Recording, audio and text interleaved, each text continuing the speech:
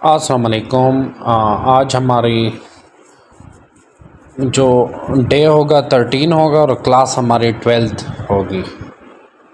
تو کلاسز کو ہم شروع کرتے ہیں اوشا سے۔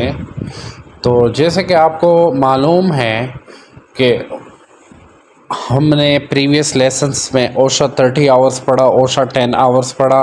اوشا میں کیا کیا چیزیں آتی ہیں، کون کون سی اس میں گلوسریز آتی ہیں، each and everything I shared on my page, as well as you can see my previous videos and you will get much more information.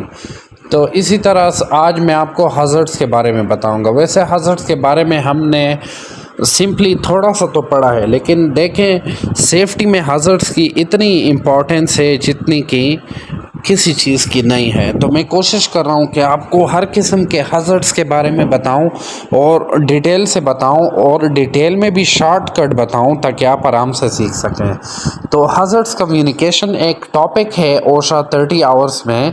Hazardous refers to the process of informing workers about the chemical hazards in their work place and training them on how to safely handle and use hazards chemicals. تو ہزارڈس میں جو safety officer ہوتا ہے وہ اپنے workers کو بتاتا ہے کہ آپ نے کس طرح ایک آرگنائزیشن میں ہزارڈ ہوگا اس کو کس طرح آپ نے نپٹنا ہے۔ تو ہزارڈس کے ہمارے پاس 3 قسم کے ٹائپس آ رہی ہیں۔ ایک ہے فزیکل ہزارڈس، ایک ہے ہیلتھ ہزارڈس، اور تیسرا ہے کیمیکل ہزارڈس۔ اس کے بارے میں آپ کو آلریڈی بتا چکا ہوں کہ فزیکل ہزارڈس میں ایکسپلوسیو، فلیمیبل جو فائر ہو گیا، جو کہ مطلب پیٹرول ہو گیا، اگر اس کو آگ لگ گئی تو مطلب یہ فزیکل ہزارڈس میں آپ کو نقصان دے سکتا ہے۔ ایکسیڈائزنگ کمپریسڈ گیسز ہو گئیں تو یہ بھی آپ کو نقصان دے سکتی ہے۔ ایگزامپل جو ہے propane tanks on a construction site. تو ہیلتھ ہزارڈس میں کیا آ گئی، ٹاکسکس گیسیں ہو گئی جس سے ہماری انہیلیشن کو پرابلم ہو گیا، کوریسیو ایریٹینٹس ہو گیا، سینیٹائزرز ہو گیا، ایسیکٹرا ایسیکٹرا۔ ایگزامپلز میں آپ کو asbestos as old building, silica dust from concrete drilling.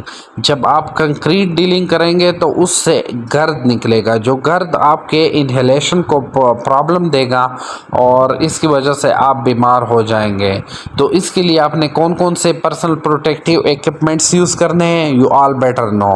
I already studied these PPEs in detail in my previous lectures. Chemical hazards: reactive, combustible, toxic, corrosive, etc. Examples: chemical cleaning products, paint, adhesives. دیکھیں جب ہم ایک building میں pant کرتے ہیں تو جب pant میں ہم مٹیریل ملاتے ہیں، فار ایگزامپل ہم نے پیٹرول ملا لیا یا ہم نے اس میں مٹی کا تیل ملا لیا، تو اس سے گیس کا اخراج ہوتا ہے جو کہ مطلب ہماری سکن کو بھی ڈیزیز دے سکتے ہیں، ہماری سکن کو خراب کر سکتے ہیں۔ But it will take too much time. یہ اس طرح نہیں ہوگا کہ آپ کا 1 دن میں یا 2 دن میں یا 3 دن میں آپ کی سکن خراب ہوگی، but it will take huge time. But آپ نے اگر اپنی سکن کا خیال رکھا اور اپنے باقاعدگی سے پی پی ایز کو یوز کیا، ماسک کا استعمال کیا، تو I assure you that your health will not be affect. I hope you understand what I mean to say.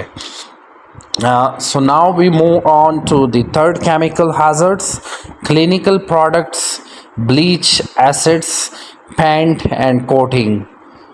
تو یہ کیمیکل پروڈکٹس میں آ گئے ایڈہیسیوز and ایپوکسیز، volatile organic compound. To communicate these hazards, اگر آپ چاہتے ہیں کہ ہمیں ان ہزارڈس سے چھٹکارا مل جائے یا ہمیں ان ہزارڈس کے بارے میں معلوم ہو کہ ہم ان ہزارڈس کے ساتھ خیال سے پیش آئیں، تو آپ نے تمام ہزارڈس کو لیبلنگ کرنی ہوگی۔ ہر each and every you will have to label each and every product hazards. So there will be less danger. So provide safety data sheets. आपने सेफ्टी डेटा शीट्स को प्रोवाइड करना होगा जिसमें बताया गया होगा कि ये केमिकल में इतना % प्रॉब्लम है या ये हेल्थ इशू आ सकता है या इस हज़ार्ड से ये फिज़िकल हज़ार्ड्स या कोई हेल्थ इशू आ सकता है। तो जब आपने अपने वर्कर्स को ट्रेन कर दिया, उनको सेफ़ हैंडलिंग और उसका यूज़ बता दिया और साथ साथ में आपने उनमें ये आगाही मुहिम पैदा कर दी और उनको बता दिया कि ये कौन से हज़ार्ड्स हैं, तो फिर आई एश्योर यू कि एक्सीडेंट्स के ख़तरे कम से कम होंगे आपकी वर्क प्लेस में या जर्नल इंडस्ट्रीज़ में। तो हज़ार्ड्स कम्युनिकेशन को हम किस तरह आइडेंटिफाई करेंगे एक वर्क प्लेस में? तो identifying hazards chemical in work place, पहले आपने हज़ार्ड्स को आइडेंटिफाई करना होगा, उसके बाद इसकी प्रॉपर लेबलिंग करनी होगी, उसके बाद आपने इसके लिए डेटा प्रिपेयर करना होगा, उसके बाद आपने you will have to train your workers on safe handling and use, and after that you will have to develop written hazards programs. तो इसका जो मेन गोल होगा to inform worker about chemical hazards, protect work from chemicals, related injuries and illness, ensure compliance with regulations, OSHA's hazard communication standard. तो key component of hazards communication, chemical inventory, list of hazards chemical in the workplace. देखें, आपने अगर जानना है कि हमने किस तरह hazards को कंट्रोल करना है तो आपने उसके लिए केमिकल इन्वेंटरी की प्रॉपर लिस्टिंग करनी होगी।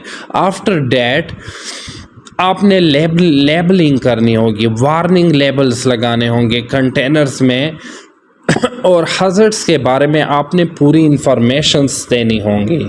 उसके बाद आपने SDSS डिटेल डॉक्यूमेंट्स प्रोवाइड करने होंगे हज़ार्ड्स के इंफॉर्मेशन के बारे में और उसको प्रॉपर किस तरह हमने यूज़ करना है एक वर्क प्लेस में उसके बारे में। उसके बाद आपने प्रॉपर तरीके से अपने तमाम वर्कर्स को एजुकेट करना है, उनको ट्रेनिंग देनी है और उसके बाद आपने तमाम एम्प्लॉयर्स जो कि हैं हज़ार्ड्स पॉलिसीज़ एंड प्रोसीजर्स के बारे में उनको बताना होगा। Effective hazards help prevent chemical related accident. अगर आपने हज़ार्ड्स पर कंट्रोल कर लिया तो हमें क्या क्या फ़वाइद मिलेंगे? एक फ़ायदा तो ये है कि आपको केमिकल रिलेटेड एक्सीडेंट्स आपके कम से कम होंगे, इंजरीज़ और इलनेस कम से कम होगी, इन्वायरमेंट डैमेज होने से बच जाएगा, रेगुलेटरी क्वेश्चंस, तो ये सब कुछ होगा उसमें।